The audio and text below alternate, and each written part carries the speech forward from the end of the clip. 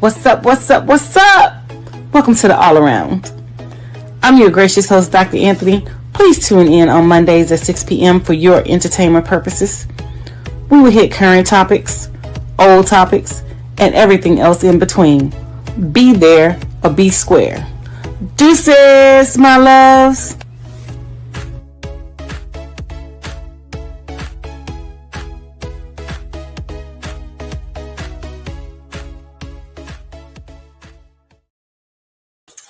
Hi, welcome to another great episode of the All Around. I'm your gracious host, Dr. Anthony, and we have an amazing show here for you tonight. And just let me say, I do apologize with, the absence and having the reruns of the shows. But, life is lifing all the time. And sometimes it just doesn't work out for me to be, on live. And we have to, rerun the shows. But we're, Mark and I are coming up with a plan so that we can have some updated shows and you guys can, get the heat, get the knowledge, and get the tea. But without any further ado, let's go ahead and bring my producer out, Mark Lee. How you doing, beautiful lady? Looking lovely as always and everything. I know you've had a lot. Well, I'm trying to get my lighting together, so it's No acting problem. a little funky over here. No, you're doing well and everything like that. I don't know how the weather is where you are, but I know we're dealing with this storm weather, and there's definitely some serious rains that are coming here. I think this is Helene and all along those lines and everything like that. I don't know how you feel about it, but I sometimes wonder, and this is just me being a little bit sarcastic, so I'm gonna throw it out there, and you can tell me what you think. But as far as I know, there has never been a hurricane. Tawana, and there might have been a Hurricane Mark way back when, but I'm thinking about the people like Katrina and Helene and even Bertha and everything, and how they feel when something as rough as a hurricane is what is named after them, and all along those lines. So I don't know if you had any thoughts around this, because like I said, if there was a Hurricane Mark, it was a long time ago, and I've never heard of a Hurricane Tawana, even though we do know that you have a very volatile personality sometimes in a wonderful way and everything. So it could be a hurricane.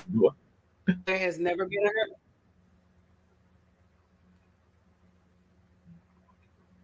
It could be a Hurricane Tawana, you know what I'm saying? But, it's based off of race. I think they just randomly pick those names. So if we just happen to get one, we just happen to get it. But as far as, we getting black names or whatever, but Katrina is, it transcends race. So it doesn't necessarily mean black. It doesn't necessarily mean white. But, sometimes we can get those names. But I doubt we would ever get to the T's.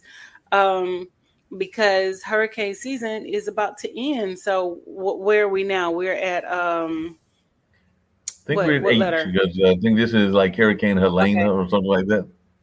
Yeah. So it never goes towards the end of the alphabet. Not saying that it can't happen or whatever, but I've never seen it go toward the end of the alphabet. So, I'm just, not hoping to get a hurricane named after me, because I would not want someone to be in, in dire need in that capacity and things like that or whatever. So no. Well, I agree. So, but otherwise, how are you?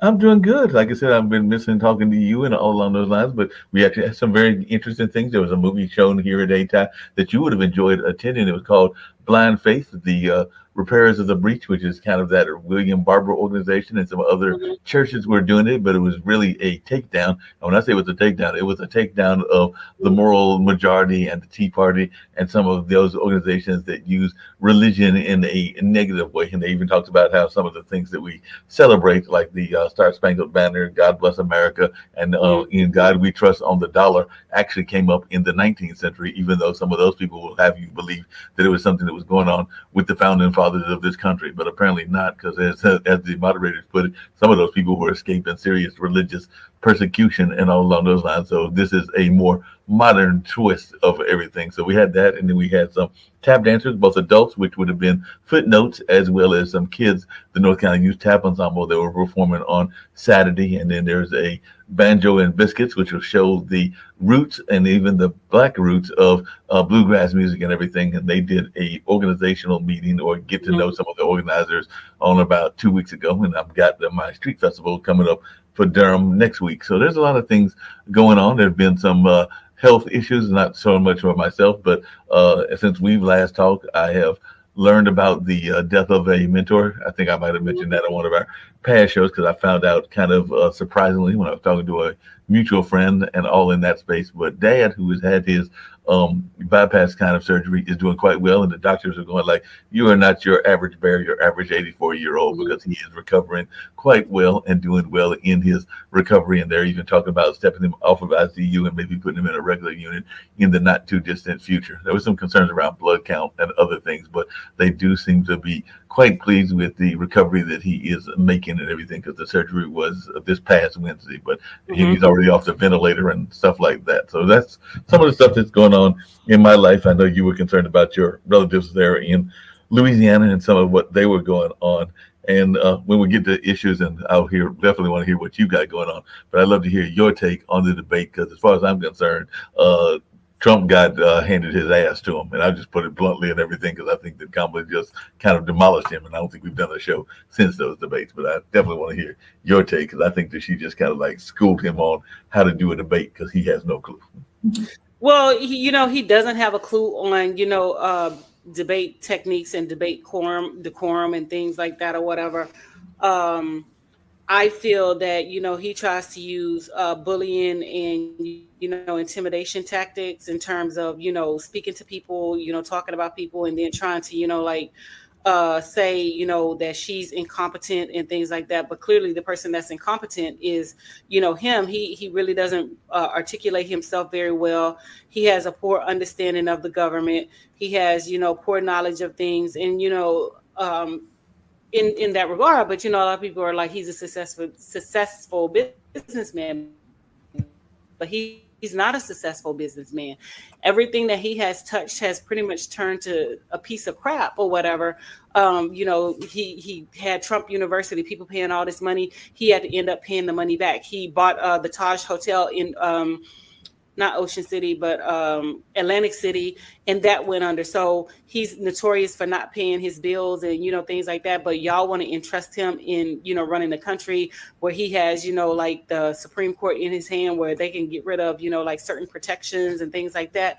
So no, he definitely got his behind handed to him, and he, so-called claiming he won, but you didn't win. All you did was spew lies and things like that or whatever. And then, when she asked if he had a plan, I have concepts of a plan.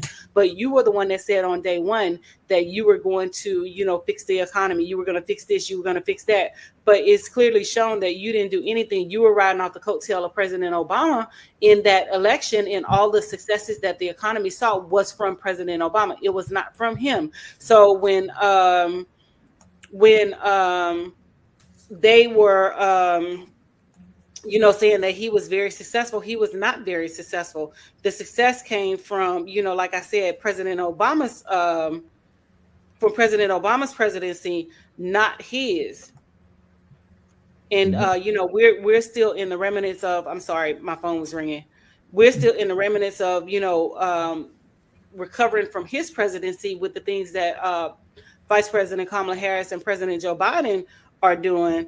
And so, he's trying to say that, all of the, the inflation and stuff was a result of them. No, it was the result of him, because people fail to realize is that these Republican governors were sending migrant workers who were working the fields, who were, harvesting, food and produce, who were doing the construction. They were sending them out of the country, and then they were sending them in different areas. So we had no people to, harvest the fields. We had no people to do the construction. And so that made inflation rise, and that made, prices hit the roof. But, they're quick to not address that, but trying to say that, this is a result of the Democratic Party, which it is not in that regard. So no, he got his butt handed to him.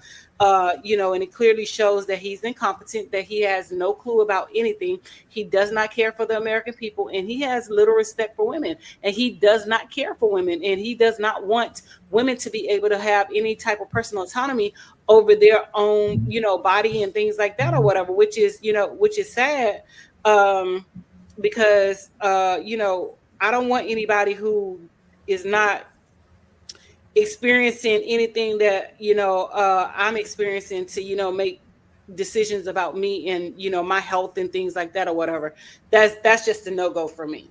Yeah, I agree.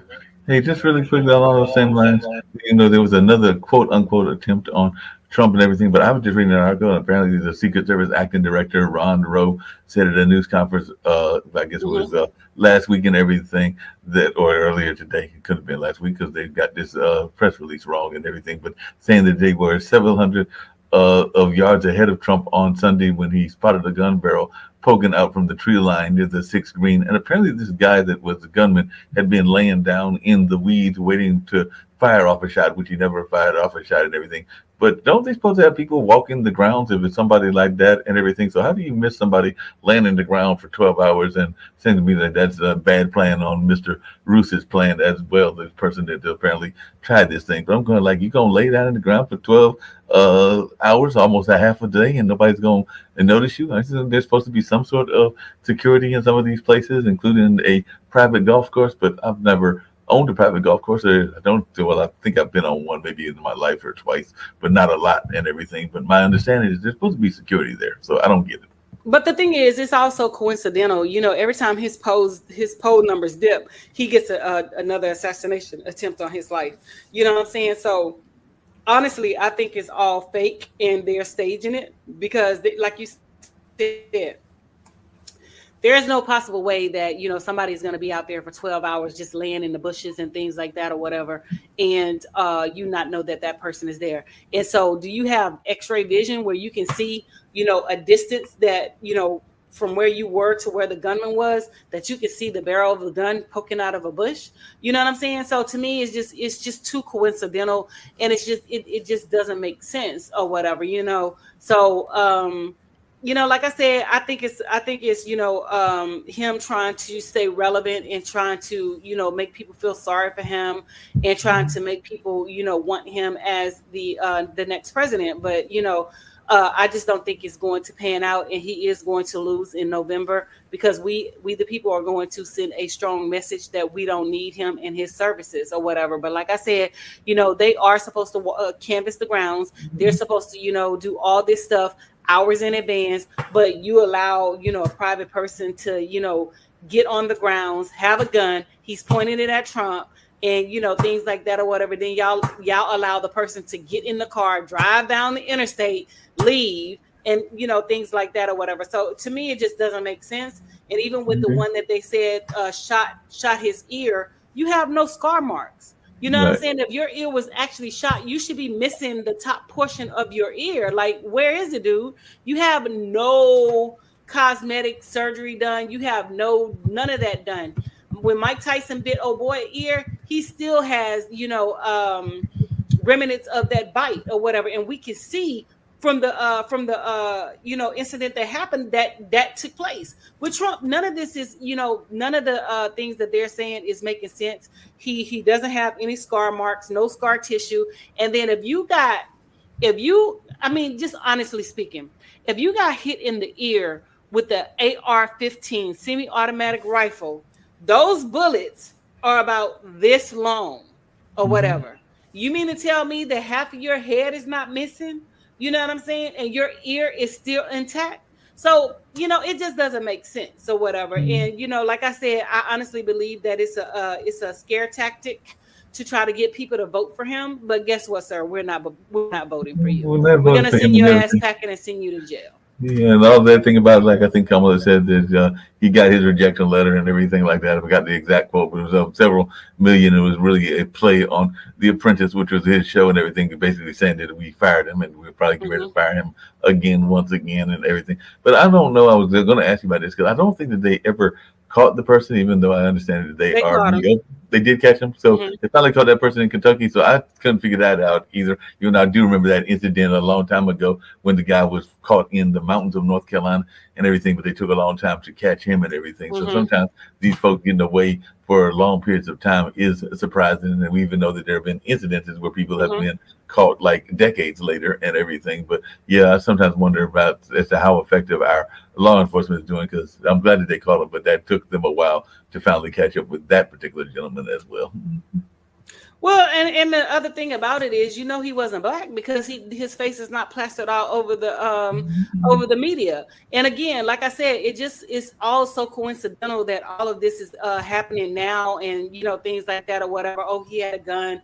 They spotted the gun. No shots were fired, and things like that or whatever. And then even with the first one, how it just like magically disappeared off the TV with the with the news and stuff like that or whatever, because whenever we have like mass shootings and attacks and bombings and things, this stuff is matriculated through the media 24/7, consistently around the clock for days, weeks, months, and things like that or whatever. This is not happening with Trump. So I know that it doesn't feel right, and I know that it's not right or whatever. So I just feel in my heart of hearts that all of this is staged, and trying to get him into the presidency, trying to save his ass. But no, sir, we're sending you to jail. Yeah, that makes a lot of sense, and that's definitely something worth talking about. And all along those lines, what do you say to those folks that? Because one of the criticisms I've been hearing lately, and some people get upset, but the woman does have a variety of backgrounds and everything. But one of the things that people keep trying to pick on is this notion that Kamala doesn't sound the way that she used to, and that she's changed her accents and all of this, which I think is another form of BS and everything. But I just wanted your take, because you do hear a lot of people that are always wanting to tease her. I think it may be even in one of the Black Caucus appearances, they were talking about like these kind of accents and everything. But as one that has done media, I do know that sometimes, depending on the excitement of what you're talking about and what's going on, people can sometimes have changes in their voice inflections and all along those lines. But I just wanted your take on this notion, because they're talking about her quote unquote new accent and everything, and they brought it up even though the Congressional thing about Black it is she Caucus. doesn't have a new accent. You know what I'm Right. saying? She sounds completely the same. Just like when I go home to Louisiana, my Louisiana accent is so prevalent and things like that when I come back. So you would know that I have gone home to Louisiana because I sound like, I have been in the South and things like that or whatever. I don't sound like I'm from here, but you can tell my accent when I go home and come back when I have spent significant time. And to be honest with you, I think they're just reaching, and depending on the microphone and the system or whatever, your voice will fluctuate. You will sound different, and depending on if you're a nasal, because I know some of the times when I'm on here, I've apologized because I'm nasal, I'm congested, and I don't sound the same. So to be honest with you, I think they're just reaching and things like that or whatever. And the thing about it is, what accent? She's never really spoken with an accent. She has always spoken clear, direct English when she has articulated herself. So there was no accent. And she was never raised in her mother's home country. She was never raised in her father's home country. So therefore, there's no accent. She speaks with an American accent. And all people don't sound ethnic. Just like I don't sound white. I sound very ethnic. I sound very black, and that's what I am. And I'm not trying to change my voice because I'm doing social media. No, that's who I am, because I just posted a video today, which I want to get into or whatever, about workplace, calling colleagues, co-workers and things like that or whatever. So no, I don't sound the same in different capacities depending on my mic, my media setup and things like that or whatever. So it just depends. And honestly, I just think they're reaching for something or whatever that's not even there, and that's just the bottom line, period. I agree with you. They're reaching. Speaking of reaching, and then I know you got some things you want to get off your shoulders and mind as well. But there is a basketball player that apparently, even though he was part of the iconic institution and everything, is wondering, how can you not miss me and everything. So as when he was failed to be recognized at Madison Square Garden, and he sounded off in that, because we're talking about Patrick Ewing. He said everybody in this building should know who the hell I am, and I kind of agree with him on that, because the New York Knicks, once among the top most storied franchises in NBA history, lost their prominence after failing to advance past the second round for nearly 2 decades. But definitely he went by there, and apparently got a run-in recently and all in that space, even after having retired from the league as the Knicks all-time leading scorer and being a coach or an assistant for a number of franchises, but apparently including the coach at Georgetown and everything. But apparently the folks there in Madison Square Garden couldn't figure out who this big man that's about 7 feet tall is and everything. But I sometimes wonder about that, when they cannot recognize somebody, and particularly somebody that was a core, because even the Big East, where he coached at when he was at Georgetown, played some of their games at Madison Square Garden. So how do you manage to miss him? And there was another incident sometime back with Charles Oakley, who was ejected from, I believe, that same arena or one of those arenas and everything. So I'm trying to figure out how these guards are getting paid these decent sized money, maybe not athlete money, but still, you're supposed to know who some of the stars are from your area and everything. So I just wanted your take on this because I heard it there where, Not necessarily. I mean, okay, people feel this sense of entitlement, like, oh, I did this and I did that, and you supposed to know who I am. I don't supposed to know who you are. You know what I'm saying? If I'm not, if I'm not in that era or whatever, because remember, we're older generation, so quite right. naturally, we know who they are. But you have to look at the people who are inside those arenas at this point. We have the millennials, we have Mhm. younger children, we have people in between those ages and things like that or whatever. So no, not everybody is going to know your history. Not everybody is going to know who you are. Not everybody is going to know, that you coached at Georgetown and, things like that. Not everybody, has that experience. And, it just baffles me that, people has this sense of entitlement that, oh, you're supposed to know who I am. No, I'm not. I don't care who you are. You know what I'm saying? But it's just a sense of entitlement. That's just like this lady. She was a model or whatever, and she went to the Met Gala and she felt some type of way because no one knew who she was. But okay, if people are not in that arena and they don't support those venues that you are frequenting, and they don't, they're not into models and things like that. Not saying that the Met Gala is not, but they wouldn't know who you are. And she felt some kind of way and she didn't want to do the Met Gala anymore. But sweetheart, we don't know who you are. If you're not a brand name like Kylie Jenner or what's her name, sister name that models, Kendall Jenner, Tyra Banks, Naomi Campbell, those brand names or whatever, we don't know who you are. You may be a successful model. You could have been a very successful basketball player, but you have to look at the generation of folks that are in those arenas at this point. They probably don't know who you are. You know what I'm Yeah. saying? Because, like I said, we are of the older generation. Mhm. So quite naturally, we grew up watching Patrick Ewing.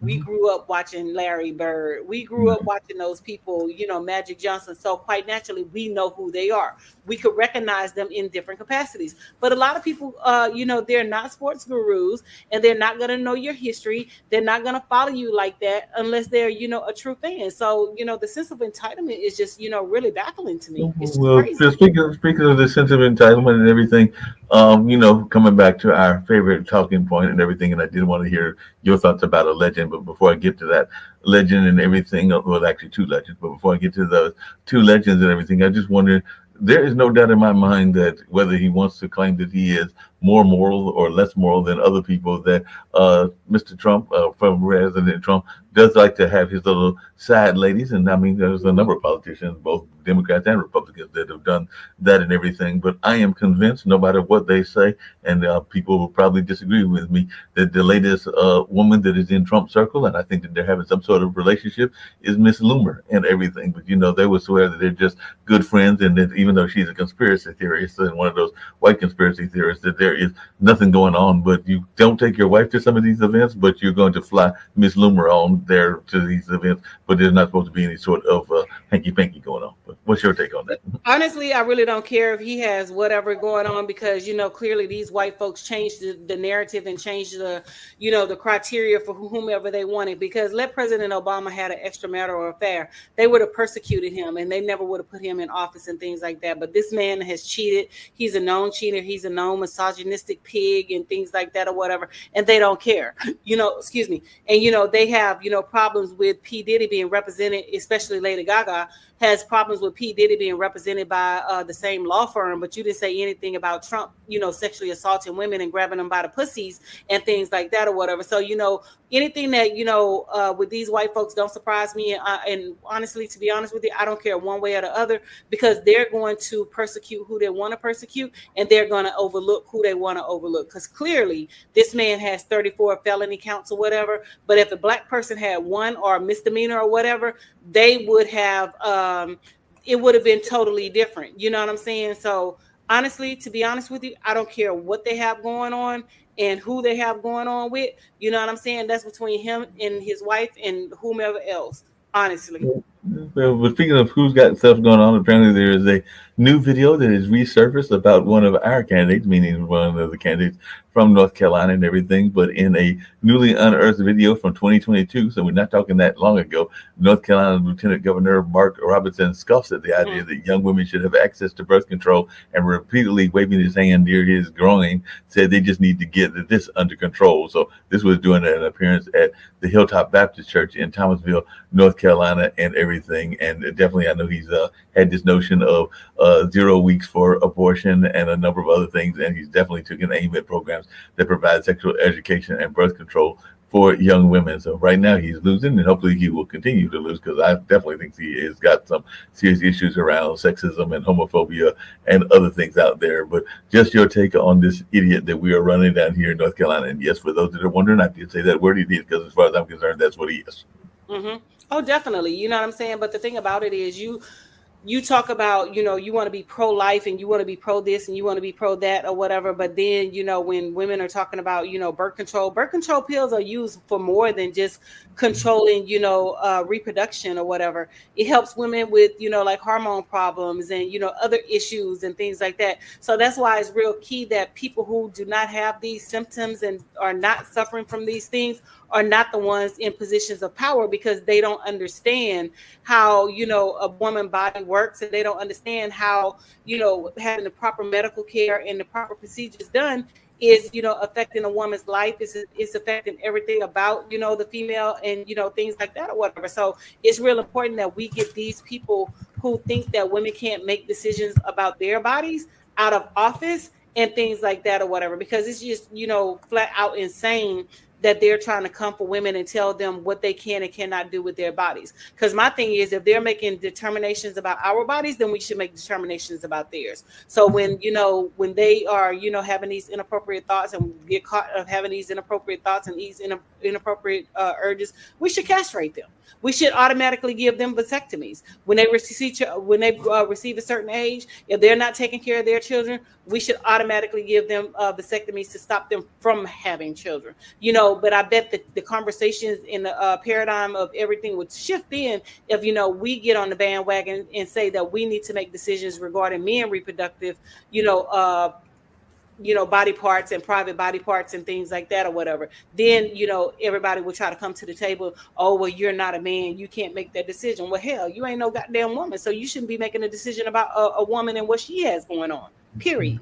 No doubt about that. Before we get to some more serious issues, I know we definitely have a lot of them in this first half an hour and everything. There were two legends, and I know that you're familiar with both of them, that unfortunately passed away. And all along those lines, actually, there was a third one, because there was a woman in the ballet world that passed away as well, even though she was less known, that being the model or the dancer from Sierra Leone. But definitely, maybe people may not know her as much as they know the two I'm here to mention, which is James Earl Jones and Frankie Beverly. So I just wanted your thoughts on them. And if you have any thoughts on the dancer, and I'll try to come up with her name because it's not coming off the top of my head, but I do know she was from Sierra Leone. But any thoughts around those? I think her name is Michelle. She was adopted by a white woman or whatever when she went over into, Africa and things like that or whatever. And the sad part about it is her adoptive mother passed away 2 days after she did. But, people have to be careful on those balconies or whatever, because she fell to her death, untimely death based off of an accident.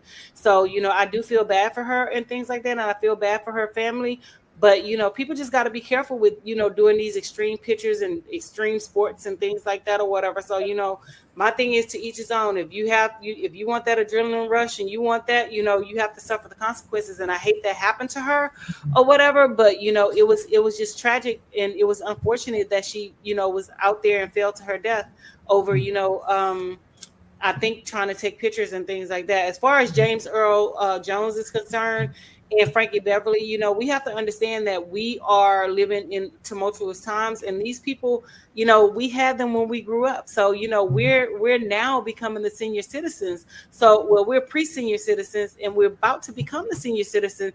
And, our older generation, I thank God for letting us have them as long as we had them or whatever, but they're dying off. And we have to, prepare ourselves for that or whatever. And, I just thank God that we were blessed to to keep them for, 94 years and 77 to 80 years. And, we were blessed with their, artistry and the things that they brought to, the cinema and cinematic, talents and things like that or whatever. But our older generation is getting older, and we have to realize that, and we have to respect that. And that's just the bottom line, even with our parents and, family members or whatever. They're not going to be around forever. They're going to expire. I tell my son that all the time, which, my nephew or whatever, but I call him my son because I raised him, that, I put things in place to make sure that he's going to be okay, because I'm not going to be here all the time. I'm not going to be here forever. And you got to be able to handle your business, as a man, and, things like that or whatever. So, just teaching and preparing them or whatever, because that, death is inevitable. That's something that we can't fight and things like that. Is it unfortunate? Yes. Do the human side of us, have questions about, when people die? Yes. But the spiritual side understands that, there's a time that, your sun rises, and then there's a time when your sun sets. And unfortunately, our elders, their sun is setting, and they're going into, transition into, the elderly state and things like that or whatever, and they're passing on and going to the next life. And we're taking up the ranks. Yeah. No doubt about that. Were two things that you said really touched home in one I got to mention another one, because we lost, I believe it was yesterday, another legend. His brother was definitely more known than he, and his sister, but Tito Jackson has also joined that ranks of the ancestors and all along those lines. I actually had the pleasure of seeing him perform here, meaning the Hayti Heritage Center, about 6 years ago, because it would have been about 2018 or something. It was part of our Bull Durham Blues Festival, so it was before the pandemic, and ironically, he was performing with the B.B. King Band and all along those lines, because this was after B.B. had passed and everything. But definitely it was good to see him, and he definitely gave a great show and everything. But what was resonating with what you said is that I told you that Dad had his surgery, and it definitely has gone well in the recovery and everything. But they did a get together, he and his lady love, at her house and everything on Sunday that I went to. And one of the things that Dad said, because we all spoke about, him going into surgery and wanting him to recover as quickly as he could and everything. But he said something similar to what you just said, which is that we know that we are all here for a finite time and all along those lines. So while he was going in with a positive attitude and is definitely doing well, as I've said several times on this show and other shows, he also looked at me, and he also looked, I believe, more at his grandkids, my nephews, and basically was not admonishing them, but telling them that if they had things that there were things that he knew that they wanted to do, and that we were going to do those things, that we needed to work on getting them done now versus trying to procrastinate on them, because nobody knows how much longer we're going to be here on this planet. It's kind of the notion that if you're going to do some of these projects that we want to work on together, let's not just talk about it, but let's do it, because we don't know how long we've got here on this planet. Oh no, and that's one of the things that I tell my mom, because anytime I give her something nice, she's like, "Oh, I'm gonna save it." I'm like, "No, use it." You know what I'm saying? Don't save anything, because life is not promised. We don't know how long we're going to be here. I could expire tomorrow. You could expire tomorrow, and other people are going to be using your stuff, whereas you saved it, and things like that or whatever. So we have, although we do prepare for the future, but we have to live for the here and now. And again, you mentioned Tito Jackson or whatever. Again, these are our older generation. He was 77 when he passed away. And remember, we grew up with these people. We grew up as children knowing who they are and things like that or whatever. So now we are the pre-senior citizens going into senior citizens. So we are the new generation and the next generation of the elderly. And our elderly folks are, passing on to the next life, and we have to step up and we have to take over. Are we prepared? You're never really prepared for death or whatever, but at the same time, you still have to prepare. You know what I'm saying? So, it's hurtful, but it's a reality. It's something that we can never evade. Yeah, that's very much true. You said there were some other things that you wanted to get to, and there might be some things like gun control and things that I'll hit as well, but I didn't want to, it's your show. Do you want to be dominated? No, you're good. You always ask me great questions, and I always have great responses. So today we had a professional development day. That's why I'm dressed like this. I'm not really in a professional state, but I'm dressed, dressed down and dressed for the occasion or whatever. So during our professional development, one of the areas that we focused on was core values. And so I pointed out that, a lot of people chose core values that were personal to them instead of workplace core values. And so a lot of people were confused. They were like, well, they're one and the same. And I was like, no, I don't think they're one and the same. Core values for the workplace for me is totally different from my core values to the workplace at home. And a lot of people chose family. And I saw that word, matriculated across the board a lot or whatever. And so I told them straight up, I was like, I don't consider you my family. We work together. I'm cordial. I'm nice. I can hang out with you. I can speak to you. I can do all those things, but you're not my family. I don't call you after work. I don't, text you in that capacity. I don't do any of those things. We have a workplace relationship. And then one gentleman was like, I'm consistent across the board. I'm the same. I said, no, I'm the same. I'm consistent. I don't care if I'm in heaven or hell, but my workplace decorum is different from my home decorum, and things like that. So one of the video that I posted today is, do you consider your colleagues, your coworkers, and the people that you work with family? And for me, that's an epic no, because I just don't, I don't mix my personal life with my professional life. That stays separate. And that's just me personally. So I just wanted to, get your opinion in, TV land out there in social media land. It's posted on my personal page. Do you consider your colleagues family in the workplace? Your colleagues, your coworkers, and other people that you work with, do you consider them family? Mark, do you consider yours family? Well, I was actually going to answer that because I think a lot depends on the environment of the business and everything. Because I do know that, as you know, because I've told you this and I don't hide it. I'm reporting here from there today. I work at a small nonprofit and everything. So in that sense, because I know that even my boss here tries to breed this kind of family atmosphere because it is a smaller environment and we are supposedly working on a common cause. Now, something being like a school, I would definitely not consider them family. And I have worked corporations a long time ago when I worked shipping and receiving for what was then Glaxo, even though it's now GSK or whatever the heck they call themselves now and everything. But that was a big organization. I've developed some friendships that have become lifelong friends and everything. But I would definitely think that in a bigger environment, that notion of creating family is harder to do. But I do think that some organizations are created in such a way that you almost have to have that family environment because y'all are working on a common goal and things along those lines. And even my boss here and some of our folks here, we do consider ourselves a family and even try to, we just did might have been doing the times that we've been off the air because I think doing reruns because I want to say it was about a month ago that we did a team building exercise at a bed and breakfast, a Black-owned bed and breakfast at that Moorhead Manor and everything. But that was part of what we were trying to do was create this sense of unity and team and everything. So in that sense, it can be family if you're trying to build a team unit and everything. So, but in terms of like going to bed for them or going to the fence for them the way that you would your birth family, then yes, I would say that is a difference. But I can't see the attitude of having a family attitude. Now, am I going to take it now?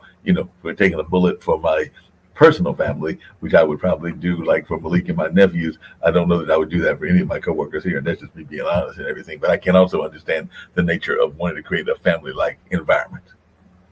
No, I get that or whatever, but me personally, I can do the team building. I understand all that, but when I'm team building with people at work, that's just what it is. I'm team building with people at work, and team building means that we're building a cohesive environment where we're working together cohesively, and we're coming together, to have discussions and to work and talk to things. But I still don't perceive them as being family because to me there is just the level of separatism when it comes to workplace decorum and family decorum, and that's just something that I don't do. I don't cross the boundary lines when it comes to my personal life and to my professional life because I have known that people go back and they try to use things against you in your professional life that they find out about you in your personal life. So my personal life stays separate. Even my social media, I give you a part of me on social media. I give you my social media life, but you don't know my personal private life. So my social media character, but you don't know any other part of me. And like I was telling the people at work, there's levels to all of us or whatever. I'm consistent. I don't change, but at the same time, I'm not giving you a firsthand look into me personally. because you don't get that at the professional job. No, You get but the professional me, and that's it. no, and there's definitely a lot of code switching that goes on in a number Hmm. of jobs and everything like that. But the flip side of what you're saying, and I can agree with you on that because I got myself in some trouble way back when on a certain radio station that I was part of and everything was, as you know, because you come from Louisiana, you Hmm. can definitely tell a deep story with blues music because blues music Hmm. is very emotional and it can tell a lot of stories. And I remember that decades ago, or a decade or two ago, when I was dating a certain young lady and would play certain blues songs. And I don't know Hmm. if I've ever shared this story with you, but people probably knew until I got smart and stopped doing it whether we were having a good relationship or a bad relationship. Because when the things were going good, I was probably playing a lot of the hoochie coochie, let's get down kind of blues music and everything like Hmm. that. And if things were going bad, I was probably playing a lot of that I can't stand your ass blues music as well and everything. So there was a time frame that the blues music was probably telling too much of the narrative of what Hmm. was going on in those particular relationships that you're talking about. But like I said, I got older, I got wiser, and even as I in my DJing career, I realized that I could play the music in such a way that I could play those songs that I enjoyed and people not be able to tell. But yeah, there was probably a time frame that during that time that people probably knew what was going on in my life based on what was being played and everything. If there was a lot of going down on you kind of music. And yes, I did say that if anybody's wondering and everything along those lines. And yeah, things were probably going good in the relationship and everything. But then if I was playing a lot of I'm about to stab you and Crossroads music, things probably weren't going good at that time and everything. But I got smart. I realized that I liked both of those kind of song narratives, and I might play one when the other mood was going, and vice versa, and all along those lines. So I got a little smarter in my technique. I'll just put it that way and everything. But I do have a question based on a Facebook post that I saw because I am in a lot of different Facebook groups, and it kind of is what we're talking about. But what is your take on friendship and relationships? Because what the post was talking about that I saw, and it might have been in one of my 50s and 60s single groups and everything, was when you are dating somebody, should you have to abandon all of your female friends? So what the person was asking was that if you are involved in a relationship and you get in a significant relationship, and let's say it goes down the marriage avenue, because I know that you have mentioned having a friend or two during the time that we've had this show. Now we know what that status is now. That's up to you to reveal or not reveal and all of those lines. But you have said that there have been times when there have been relationships and everything. And should one of those relationships turn into a marriage, would we have to abandon this show because you couldn't be friends with me anymore and all along those lines? Because that's what they were trying to say was that they had to get rid of all of their friends of the opposite gender, whatever the gender was. And I was wondering your take on that. Well, first of all, if my thing is, I let folks know from the jump. I have male friends that's been in my life since I was a child. My male friends are gonna continue to be there, whether you are in my life or not. I don't care if we're married, whatever. We separated, we're roommates. My male friends are not going anywhere. My female friends are not going anywhere. These people have grown with me. These people have been through tough times with me. So why should I give my solid up for something that's a maybe? If Right. you can't come and get in and integrate into my world and accept my friends like I would accept your friends, then that's a red flag for me. And I have ended relationships because people are like, well, you can't talk to this person, you can't talk to that person because I feel some type of way. That's because you feel some type of way. It has nothing to do with me and my friends. My friends have never disrespected me. My friends have never crossed those boundary lines. My friends have never done any of those things. So, for you to come into my life and say that I have to give up my friends to have you, no, you'll be gone before they'll be gone. So I don't even entertain conversations like that or whatever. So for a person who's insecure and things like that or whatever, I'm not the person for you because my friends ain't going nowhere. You know what I mean? I'm still going to be friends. I'm still going to communicate with them. I'm still going to talk to them on the phone like I normally do. I'm still going to hang out with them. If they want to come over and we watch movies, I'm still going to do that, but I'm not going to disrespect you. But, at the end of the day, if you can't respect my relationships with my friends and people that were in my life prior to you, then, you and I are not an item. We can't be together because my thing is I'm a grown ass goddamn woman. You're a No, grown ass man.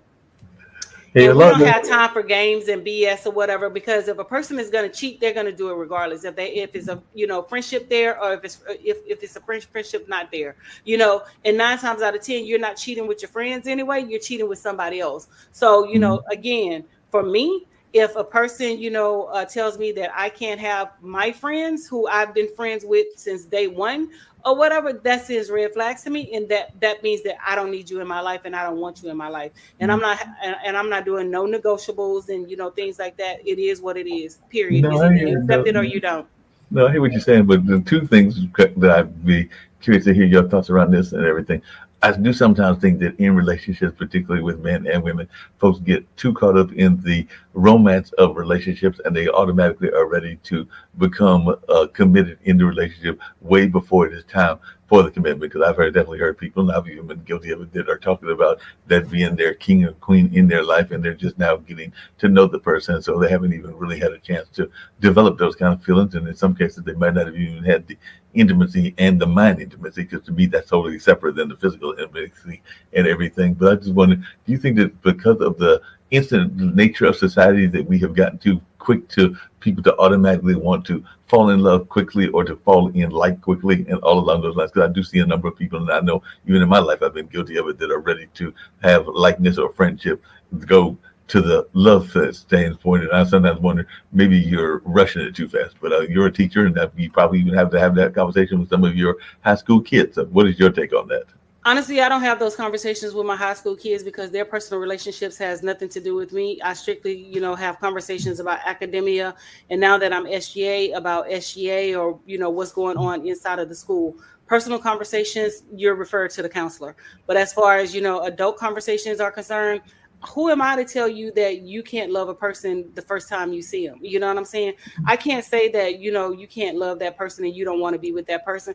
If that works for you in your relationship, that works for you in your relationship. You don't have to live by societal norms based off of what other people think, and based off of, the quickness or the longevity of a relationship. Because just because a person met today and are married within 6 months does not mean that their relationship is not going to last.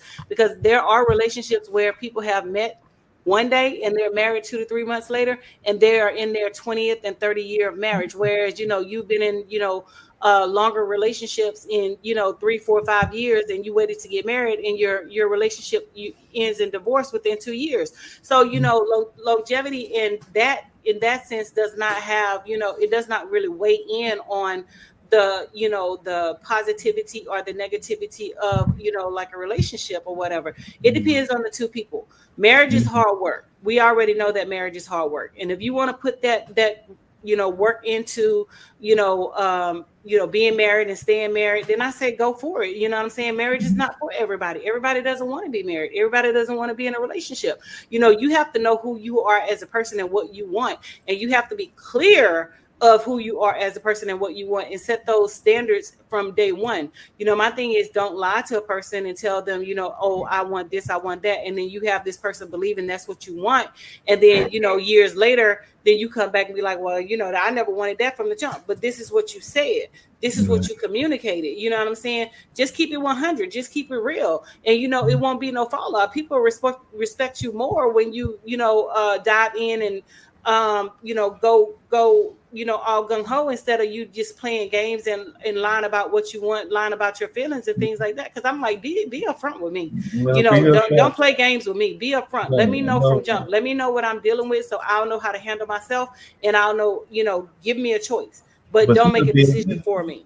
yeah, but Yes. people being up front and all along those lines, because I've actually run into this at least once or twice. It's not something I regularly run into, because I don't usually go for the bad girl type and all along those lines. But I was just wondering, but I do have some friends that have gone for the bad guy type and everything among my lady friends and everything. What is your take? Because there are some people that get excitement over this notion of somebody that has been in the system, and we do know that the system can be corrupt, and there can be reasons that people went into the system that might not even be always their fault and everything. But what is your notion, even in your own life, as to whether that is a hard no, or whether that is something that it depends on the situation? You got to look at the situation individually and all along those lines, or do you pretty much rule out anybody that has been through the system, meaning the penal system and all along those lines? So what is your take on that? Because like I said, I've dealt with this a couple of times, but not the last couple of times were more recent. But just because as you get older, you find more things that are happening in your life, but everything like that. I just wanted your take on that notion of people having made mistakes, and whether that's something that you could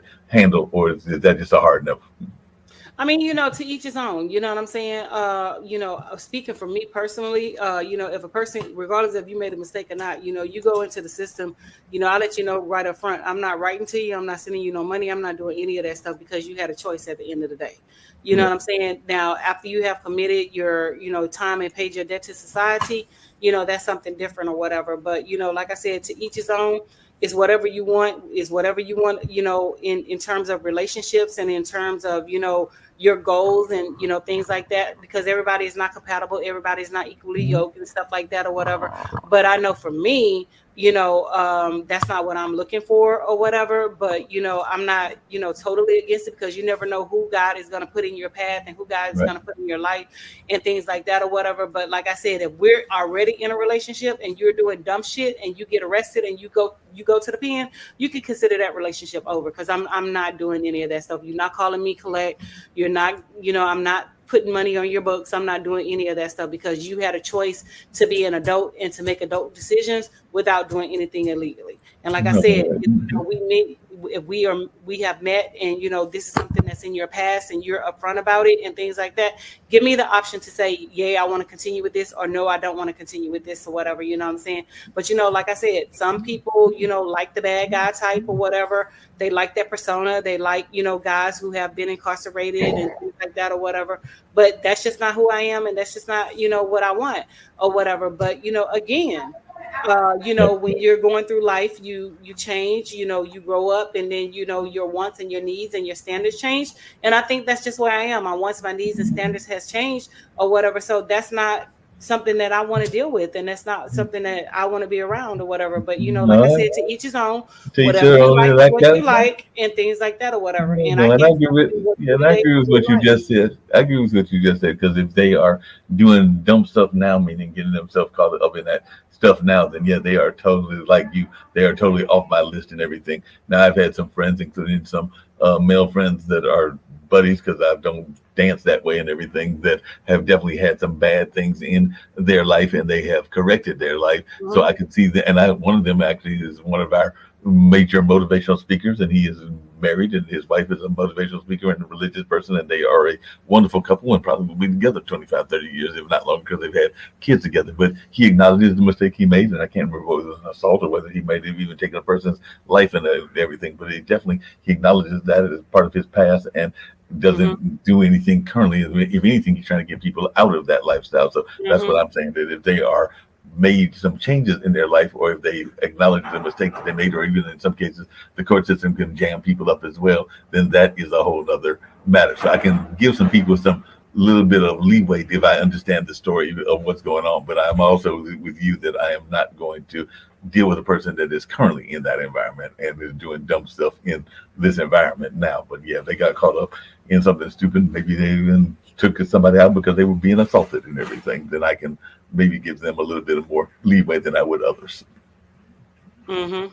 Yeah, but that's And again, like I said, people like who they like. They fall in love with who they want to fall in love with. But that's just not something that I want to be engaged with or whatever. So I'm choosing different. And if I have to be alone for the rest of my life or whatever, then so be it. That's just the way it is. But I'm not going to drop my standards just because you flying into my DMs or you sliding into my inbox or you on my Facebook or you sending me text messages and things like that. I don't care if I'm single from here until the world ends. That's what I choose to do, and that doesn't mean that I want to be engaged with you or anybody else, and that's just the bottom line. But again, like I said, my social media persona is my social media persona, so you cannot say that what I post on my page on a daily basis has any direct link to me. If I post something on my page, it's because I think other people will get benefit out of it and things like that. And I've noticed that even when I post things about being single or whatever, referring to single women and things of that nature or whatever, I'm getting a lot of oh, do you need to talk, or I'm here for you, or I've been trying to date you for so long. I don't care what you've been trying to do. That has nothing to do with me. I'm just posting. It's social media, and that's exactly what it is. So like I said before, to each its own. And whatever you decide to do is what you decide to do, because your likes and your tastes are not mine. My standards may be, well, I know my standards are different from what you want and things like that or whatever, and they're not going to be reflective of you. Yeah, that makes sense. The last thing I was going to get to, just really quickly, what is your take on, because everybody's excited because I guess Caitlin broke these records, and unfortunately Angel got hurt, and I don't think Angel's team is going to make the playoffs, even though they may get a better pick next time, and maybe even have a stronger chance of making it. But I do think that the team, the Fever, the team that Caitlin is part of, will make it, but I don't think that they'll go personally far in the playoffs, even if they make it. Maybe they'll get past the first round, but I think they might even get eliminated in the first round. But what is your take on what's going on with the WNBA in this 5 minutes that we've got left and everything? So I just know your thoughts, because that's been another thing that people have been talking quite a bit about, is what's going on with the WNBA. Well, I mean, people are going to be people, regardless if it's Angel Reese and Caitlin Clark is going to be the next two and things like that or whatever. So quite naturally, Caitlin Clark is a good athlete and things like that. I'm not a fan of hers or whatever, but, like I said, she was thrust into the spotlight, after, Angel Reese did this and, did the Tony Yayo and, things like that or whatever. And they were saying that, she made basketball popular, the WNBA. But I've been going to the WNBA games long before Caitlin Clark became drafted by a WNBA team or whatever. So if she makes it to, rookie of the year, more power to her. I hate my girl got injured and she's out of the running and things like that or whatever, but she'll come back stronger. She proved her point. She proved that she's a great player and that she can handle her business and things like that or whatever. So it's nothing left to be said.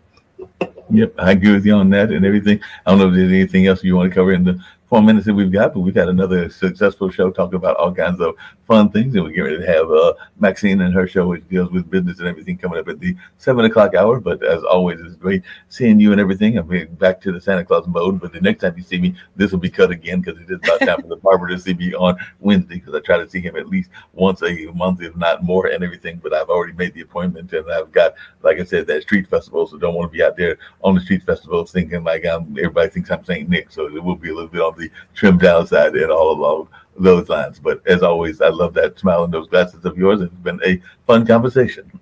Thank you so much. Yeah, I don't really have anything else that we need to go into or whatever, but we can end, here, because I do have contractors in the house, so that I need to go down and have conversations with him. And that's a whole nother story for a whole nother day or whatever. So, yeah. So, we can just end it, and, the clock on the wall says that's all. We only have like 3 minutes anyway. So I look forward to, talking to you and having more conversations on next week and, more topics and things like that or whatever. So deuces, my loves. Sounds good.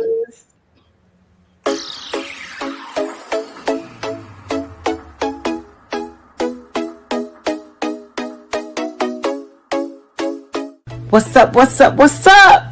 Welcome to the All Around. I'm your gracious host, Dr. Anthony. Please tune in on Mondays at 6 p.m. for your entertainment purposes. We will hit current topics, old topics, and everything else in between. Be there or be square. Deuces, my loves.